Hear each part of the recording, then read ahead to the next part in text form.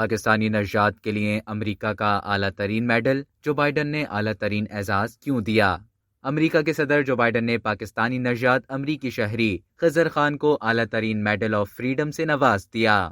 بتایا جا رہا ہے کہ امریکی صدر جو بائیڈن نے وائٹ ہاؤس میں منعقدہ تقریب میں خضر خان کو ایوارڈ سے نوازا۔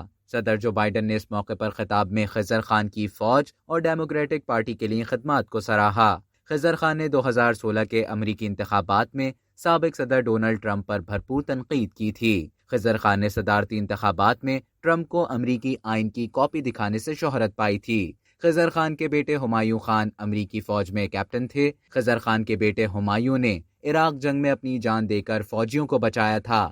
خضر خان فیملی کو امریکہ کا ایک اور بڑا اعزاز گولڈ اسٹار فیملی کا درجہ بھی حاصل ہے۔ 2016 میں ڈیموکریٹک نیشنل کنونشن کے دوران خضر خان نے نہ صرف ٹرمپ پر تنقید کی تھی بلکہ جو بائیڈن کی حمایت کا بھی اعلان کیا تھا۔ اس تقریر سے انہیں دنیا بھر میں پہچان ملی تھی۔